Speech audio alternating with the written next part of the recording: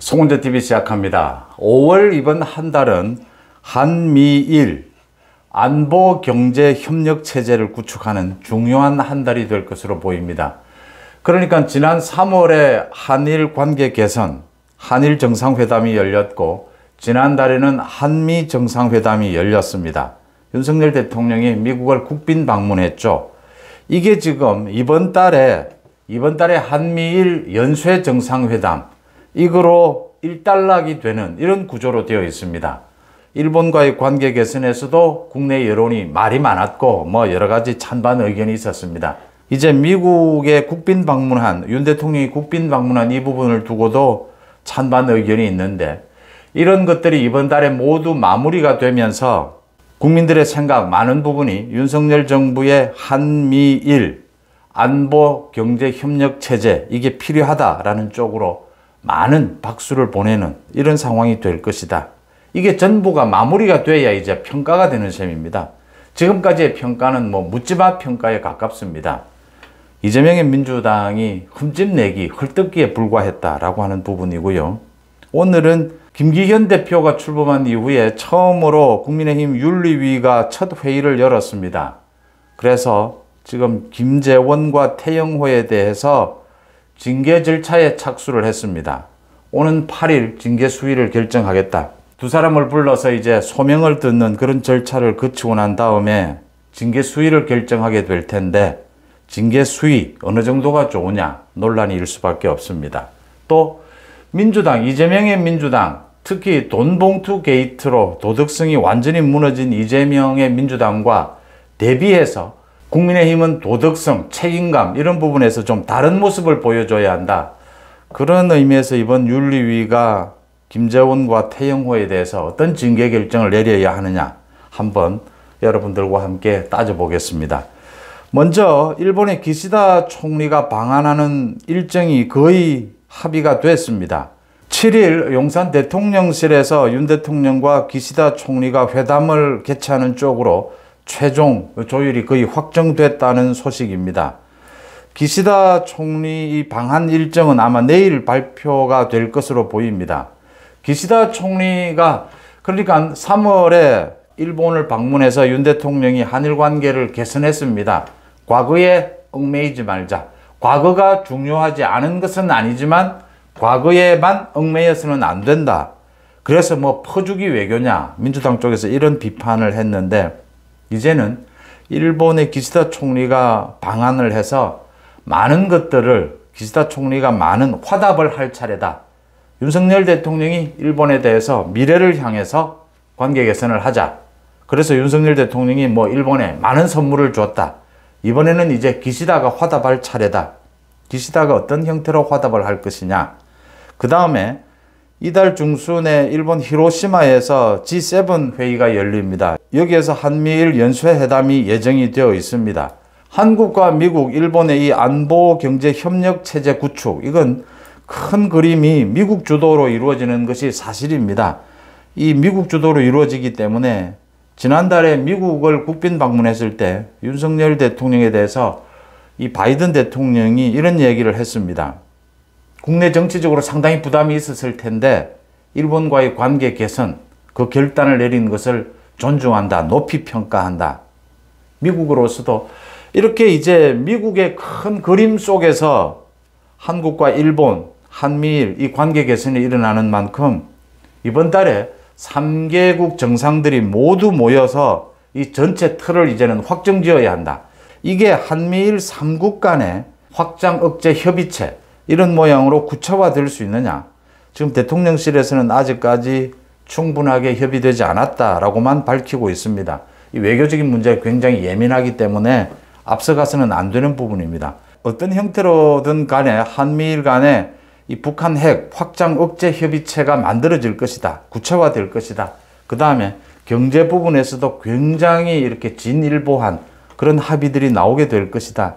이번 달 중순에 일본 히로시마에서 열리는 한미일 연쇄 정상회담, 이게 끝이 나야 윤석열 정부가 추진하는 한미일 경제 안보 협력 체제, 이 부분이 온전하게 모습을 드러낸다라고 하는 겁니다. 그때 이제 모든 것을 평가받을 수가 있다.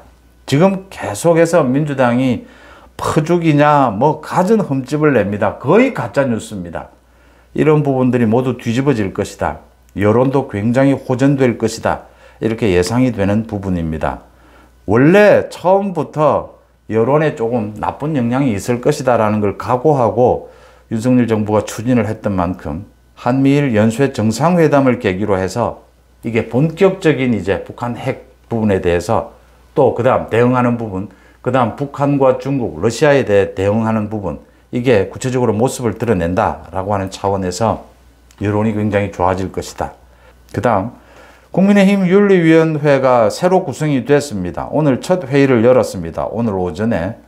이제 뭐 가장 핵심이 김재원과 태영호입니다.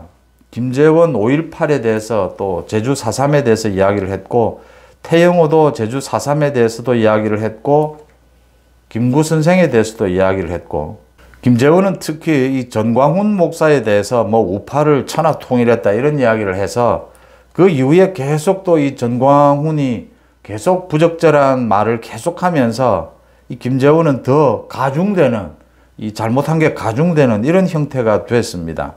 이제 이런 내용으로 가지고 징계를 해야 되느냐. 일단 윤리위원회에서 징계 절차를 개시한 만큼 8일 이 소명을 듣고 징계 수위를 결정을 합니다. 별다른 변수가 없는 한 징계를 받을 것으로 보입니다. 징계 절차를 개시한 만큼 가장 낮은 징계가 경고입니다.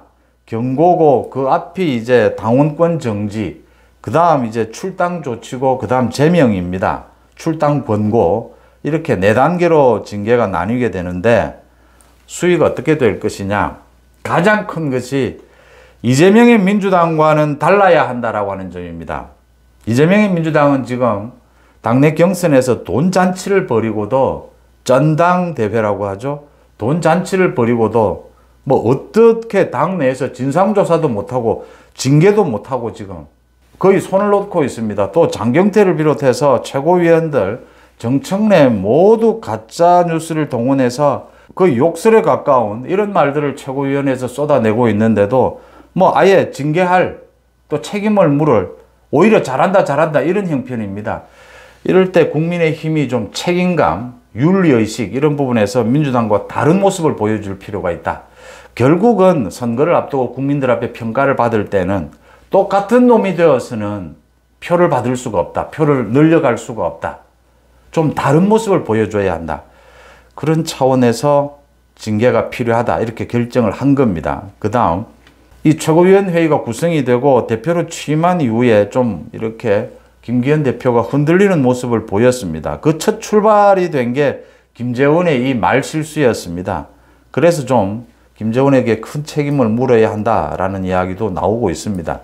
그런데 좀 들여다보면 이게 그렇게 심각한 뭐 잘못을 저질렀느냐.